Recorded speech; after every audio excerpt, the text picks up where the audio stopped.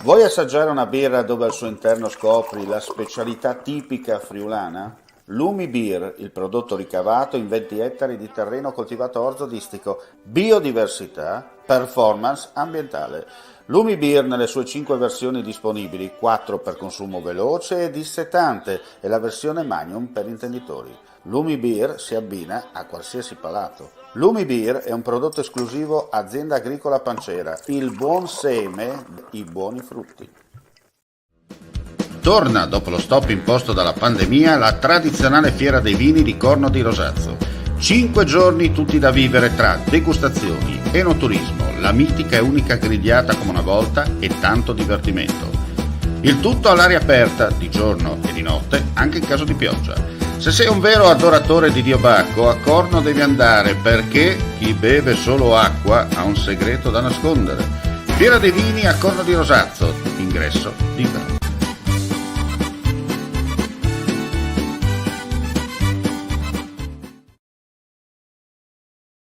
Ben ritrovati gentili amici e amiche alla visione all'ascolto, rigorosamente in diretta, 10.56 per chi ci ascolta e ci vede, un saluto anche a coloro che seguiranno poi questa edizione più tardi.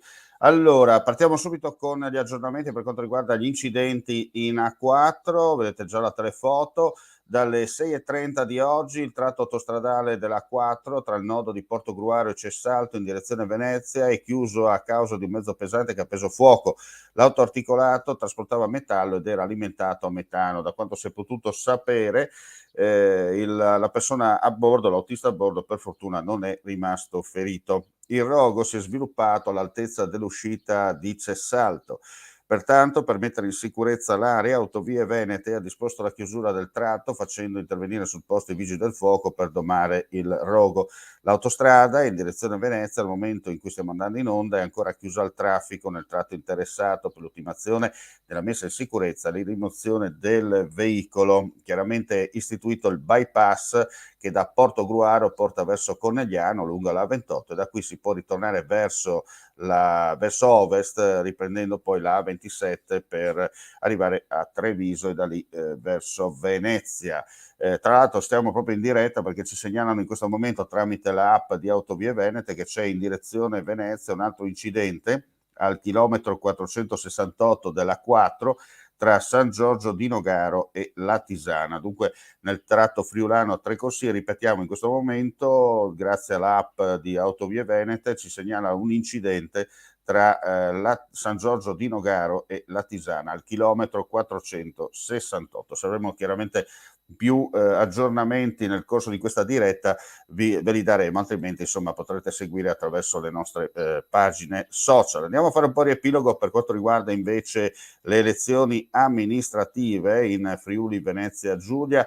3 comuni al ballottaggio il prossimo 26 giugno, già al termine dello spoglio iniziate le trattative tra le parti politiche per creare chiaramente apparentamenti o sostegno anche indiretto in vista della decisiva sfida.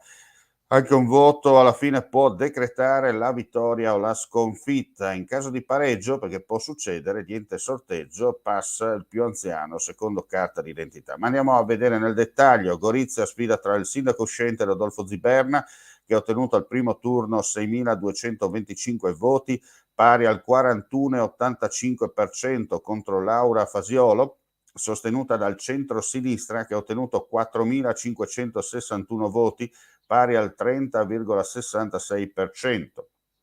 Ad Azzano decimo, sfida tra Massimo Piccin, sostenuto da Fratelli d'Italia, e una civica che ha ottenuto al primo turno 2.389 voti, pari al 31,39%, e Enrico Guin, sostenuto dal centro-sinistra, che ha ottenuto 2.183 voti, pari al 28,68%. Infine a Codroipo la sfida sarà tra Guido Nardini, sostenuto dal centro-sinistra, che al primo turno ha ottenuto 3.488 voti, pari al 49,32%. Possiamo dire per lo 0,69% non è passato al primo turno, contro Gianluca Mauro invece, che è sostenuto dal centrodestra, 2.992 voti, pari al 42,31%.